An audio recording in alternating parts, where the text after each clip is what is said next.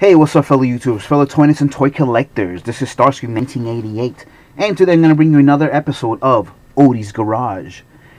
And today's episode will be the 1967 all the way to 2012 Chevy Camaro. As you can see, here's my little parking lot of Camaros. I don't have that many. I do have a few.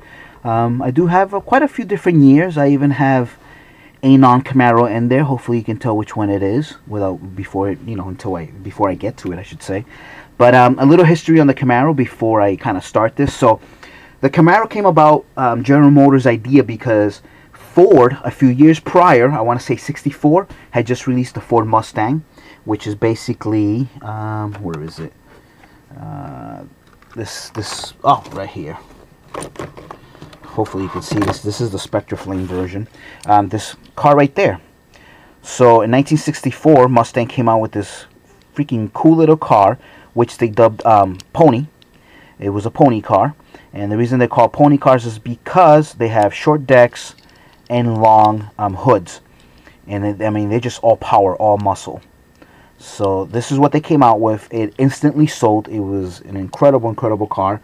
A lot of the manufacturers also try to copy at the same time. Same era. The AMC Javelin, as you can see, short deck, long nose. Another real cool car. This was probably AMC's best car at the time, the Javelin. I believe this was their flagship car. And Dodge, the Plymouth Challenger or Dodge Challenger. I'm sorry, Plymouth Barracuda, Dodge Challenger. That was a tongue twister right there. Same thing, short decks, long hoods. Very, very cool cars.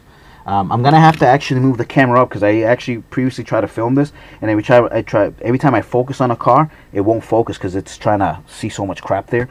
So I'm just kind of move that up a little bit. There we go. I'll just kind of leave it there and hopefully I can show you every car as we go. So again, that was their answer to the pony car.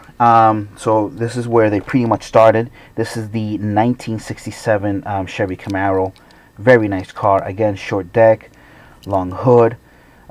They started with, I want to say that, they were straight up V8s right from the beginning. And they got to bigger displacements at the time. Now, GM, this is a Camaro video, but just to note, Camaro does have a brother that came out at the same exact year, and they made, it was funny, there was Camaro lovers and Pontiac lovers, but at the end of the day, they were all the same exact car. This is also 1967. This is the Pontiac Firebird. Exact same vehicle, same exact components, nothing changed other than the looks, different rims, different, obviously, cosmetics and stuff like that. But as you can see, the B pylon there, it's exactly the same thing. Same engines. They would just use different stamps. One would be Camaro, the other one would be Pontiac. But everything internal, cams, pistons, everything was exactly the same. So, very, very cool. So, I'll be showing you a couple Pontiacs as I go through the video. So, again, this is what started it all. Here's another version of a Hot Wheel one. This one's probably one of my favorites, only because it has real riders. Nice, big, fatty tires there, as you can see.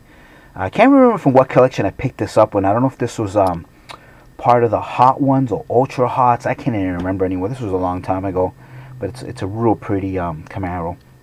One thing to note too, Hot Wheels has been making this car since the 60s, and I want to say, I don't know this for a fact. I'm not 100% sure, but I don't think this mold has changed ever. It's been the same exact mold since. It's one of their best-selling cars, other than, again, they've said, I've read before that Mustangs are one of their biggest sellers. That's why we get tons and tons of multiple variations and colors and all that. Same thing with the Camaro, and there's a few others like the Volkswagen, the van and stuff like that. But, yeah, this is a real popular car for Hot Wheels, so it's very sought after by collectors, especially if you can get treasure hunts and stuff like that whenever they've made them or whatever, or red lines, original red lines. So, again, this is the 67. And this is again part of the same first generation of Camaros. And they only ran, first generation was really quick. It was only from 67 to 69, so there's only 3 different variations of it. It didn't change that much. Same F body, Fox body, but yeah, they would change like the tail lights, the fronts, and whatever not. Here's another Cabo 68, just different color. So now I'll try to go through this video kind of quick. I know it's going to be the longest one because I have so many to cover. Now here we have a 69. Again, the front changed a little bit. The back also did too. But it's still, you know, still reminiscent to the 67. Exact same style, really.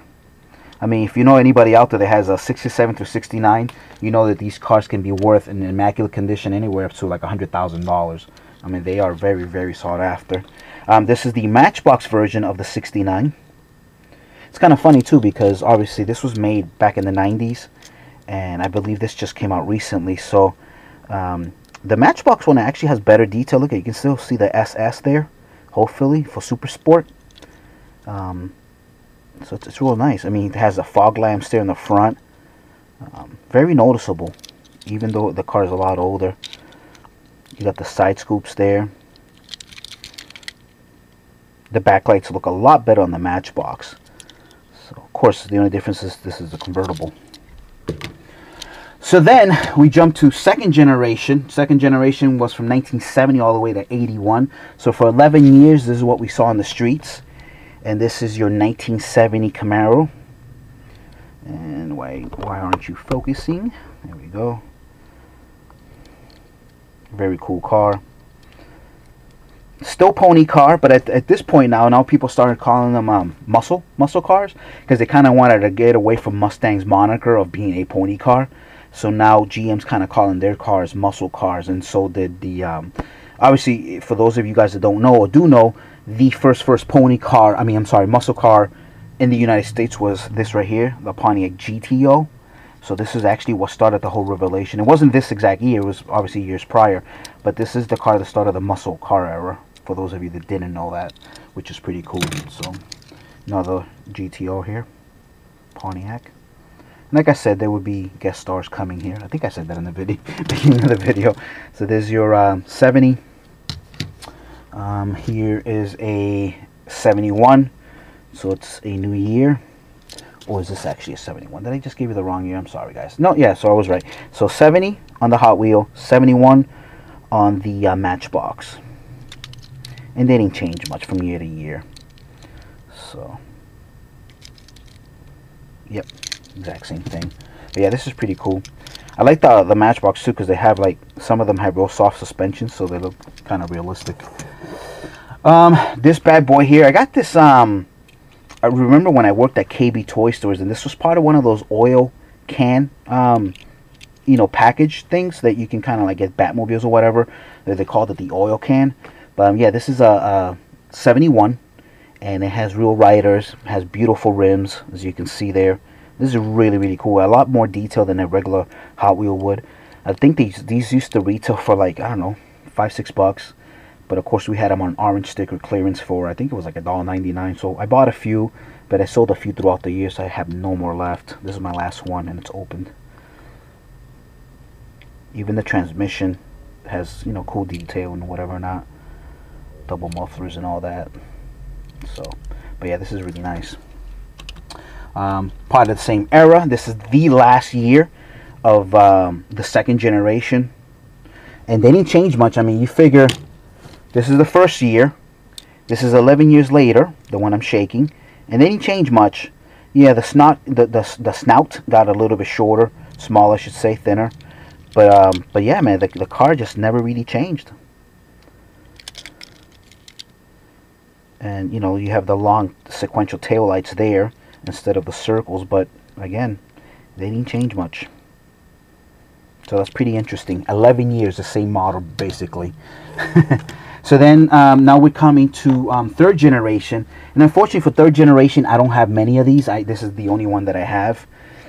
This is your IROC Z, and this was the 5.7 liter engine of the Camaro. I believe this is a 85.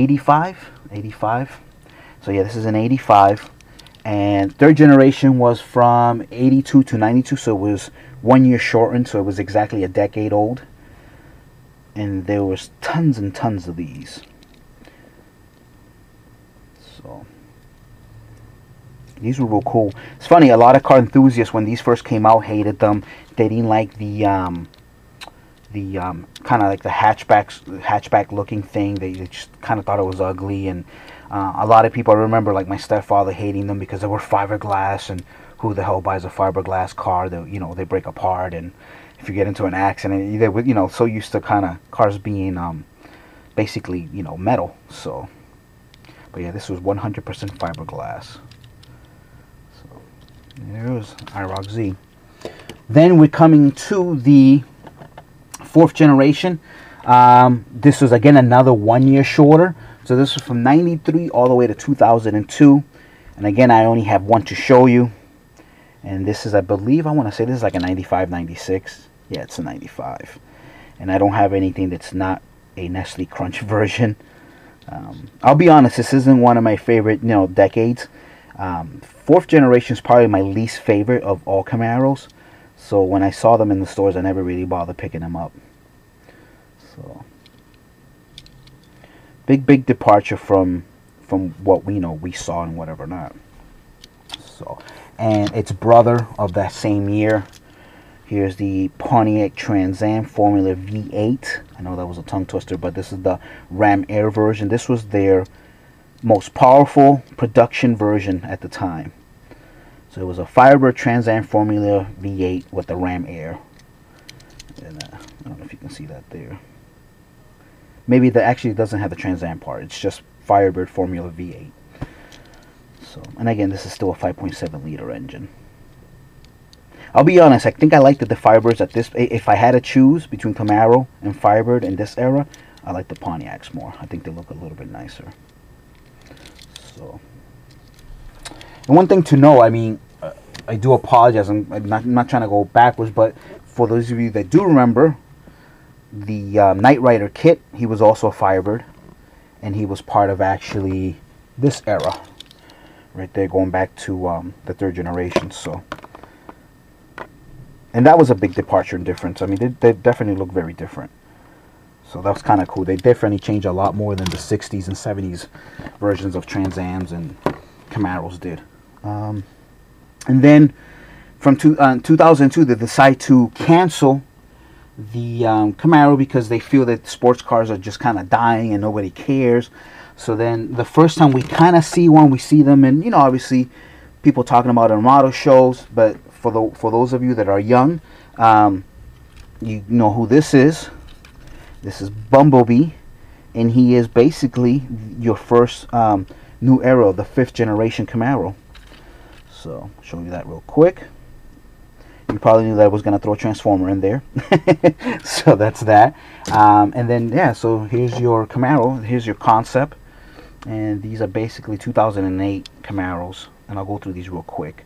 I do have another red one here. It's a kind of slight variation in the red. Hopefully you can see that on camera. Hopefully. I don't know if you will be able to. But the big thing is the rims. As you can see there. And my dogs are barking. So here's a black one. Yeah, my dogs are going nuts. Somebody's coming into the house, I think. So it's another color one there.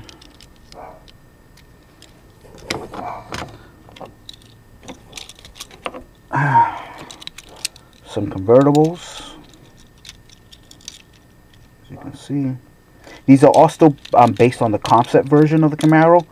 Now, what's funny is that what Hot Wheels calls the 2010 Camaro didn't change all that much. It's basically only this. So it's still the same vehicle. So this is the 2010. I'm sorry, I apologize. Let me go back. That's what I meant to do. 2010 is with the little antenna there, as you can see. That's it. And you know, the lights do look a little bit bigger. And they added the splitter there. Fronts are exactly still the same. So it didn't change much from concept to reality, as you guys know.